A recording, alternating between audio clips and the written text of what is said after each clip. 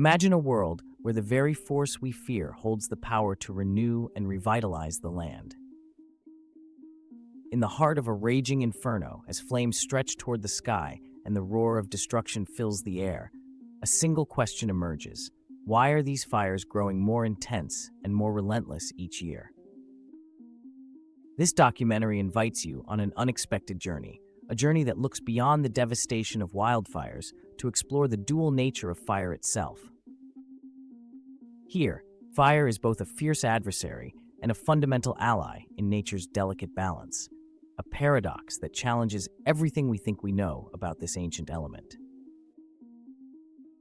Our story begins amidst chaos, with dramatic footage capturing the overwhelming force of a wildfire engulfing vast tracts of land. Firefighters rush bravely into the scene, their faces tense with determination as they battle a seemingly unstoppable enemy. Civilians evacuate in a desperate scramble, clutching precious memories and possessions amid a sea of uncertainty. The urgent question echoes in every frame. Why, in an age of advanced technology and rapid response, do these fires grow ever larger and more destructive? As the smoke swirls and the landscape burns, we are forced to confront the limitations of a long-held approach, a relentless drive to suppress fire at all costs. In the opening moments, the thunderous crackle of burning wood and the hiss of erupting flames harmonize with quiet, introspective pauses that reveal the tender side of nature. A quiet forest, long untouched by the destructive clamor of modern society, demonstrates how life can persist in silence and renewal after the storm. These contrasting soundscapes remind us that fire is not simply the enemy of nature, it is also one of its most transformative tools. Act 1. A History of Suppression. The tale of fire management in the United States is a deeply etched narrative filled with well-intentioned policies that, over time, yielded unforeseen consequences. For decades, fire was demonized and relentlessly suppressed. The iconic image of Smokey Bear with his earnest plea to "only you can prevent forest fires" became the face of an era defined by strict fire suppression policies. In the early 20th century, the U.S. Forest Service introduced measures such as the infamous 10 a.m. policy, demanding that all wildfires be completely extinguished by the following morning. This policy, intended to protect both lives and property, inadvertently contributed to an unnatural buildup of combustible material in forests. Years of aggressive suppression robbed ecosystems of their natural cleansing process, allowing dead leaves, branches, and dense undergrowth to accumulate unchecked. Archival footage and historical photographs reveal a time when fire was seen solely as an enemy, a ruthless force to be eradicated at any cost. Yet, beneath the surface of this seemingly straightforward strategy lay a growing imbalance in nature. Indigenous peoples, who understood fire as a vital tool for promoting biodiversity and maintaining healthy ecosystems, utilized controlled burns for thousands of years. Their intimate knowledge of the land allowed them to use fire to clear old growth, stimulate new life, and prevent the catastrophic buildup of fuel. As modern policies took hold, these ancient practices were sidelined in favor of an all-out war against fire. Experts now explain that decades of suppression have left forests primed for high-intensity wildfires. The accumulation of timber, underbrush, and dry debris acts as fuel in a tinderbox of ecological imbalance. Standard firefighting techniques, though heroic and necessary to protect lives, have inadvertently set the stage for more unpredictable and catastrophic events. The narrative that fire is nothing more than a villain has been deeply ingrained in public consciousness. But as we step back to examine the full picture, we begin to understand that fire, when managed wisely, can also be a powerful partner in sustaining life. In a profound moment of reflection, a historian points out, with calm certainty, that the policies of fire suppression were born from fear and uncertainty. This mindset, though understandable in a time when safety was paramount, has come to limit our ability to live harmoniously with nature. The scars that dot our forests are a testament to a battle fought on the wrong front, a war not just against fire, but against the natural rhythms of the land itself. This historical context sets the stage for the transformative journey we are about to embark on, a journey that challenges us to see fire not as a relentless enemy, but as an essential, dynamic force that shapes and nurtures our environment. Act 2, the human element. As we move from the broad strokes of history into the lives of those most affected by these relentless wildfires, a deeper emotional narrative unfolds. Here, the human element takes center stage, revealing the profound impact that fire has on communities, families, and individuals. In a quiet, heartfelt tone, one resident describes the eerie silence that follows the chaotic roar of the flames, a silence filled with both sorrow and a glimmer of hope for renewal. Across small towns and urban fringes alike, the so-called wildland-urban interface has become a front line of conflict. This zone, where human habitation meets wild, untamed nature, is a battleground where outdated fire suppression strategies leave communities vulnerable to catastrophe. Families once built on the promise of safety and stability now face the unpredictable force of nature, a force that seems to defy containment and control. The story of one family, who lost not just a home but an entire way of life, echoes a larger narrative of grief and transformation.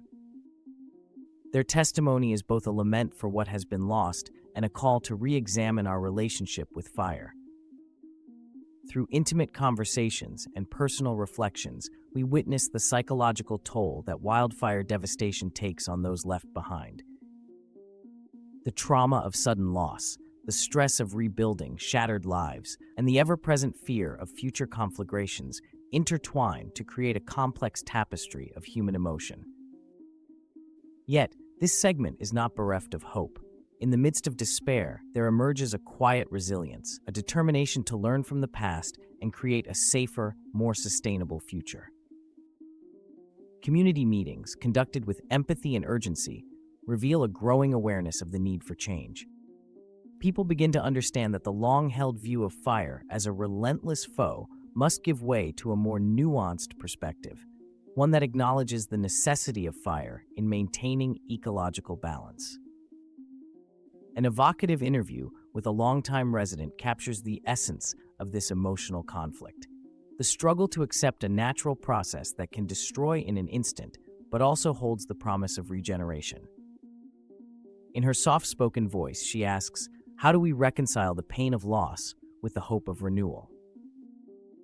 Her words resonate deeply, underscoring the inherent tension between our instinctual fear of fire and its undeniable role in sustaining life. As communities grapple with these questions, a gradual transformation is evident.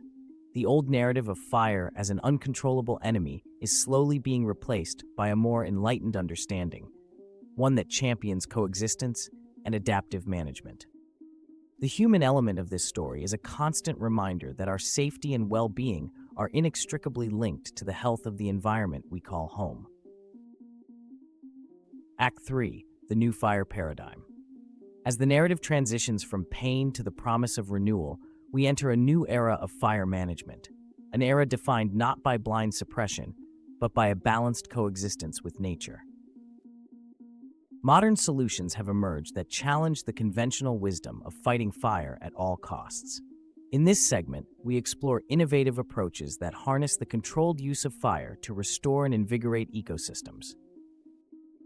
Prescribed burns, once met with skepticism, are now recognized as an indispensable tool in reducing hazardous fuels and promoting native vegetation. Here, fire is reimagined as a constructive force, one that paves the way for regeneration rather than destruction. In quiet, measured tones, scientists and forest managers explain the science behind these practices. Controlled burns, conducted under carefully managed conditions, mimic the natural fire cycles that have sustained ecosystems for millennia. This technique reduces accumulated fuel and fosters habitat diversity, ultimately making forests more resilient to unplanned, catastrophic wildfires. One expert describes the process as nature's own reset button, a deliberate, controlled release that allows new growth to flourish. The benefits are clear: healthier forests, reduced risk of uncontrollable fires, and a renewed appreciation for fire's role in the natural order. In North Carolina, for example, the Sandhills Prescribed Burn Association has become a beacon of hope. Their work in restoring the longleaf pine ecosystems, which have dwindled to a fraction of their historical range, illustrates the profound impact of these modern techniques. By carefully orchestrating controlled burns, the association has not only helped to revitalize dying forests, but also rejuvenated the intricate balance of flora and fauna that depend on fire-adapted landscapes.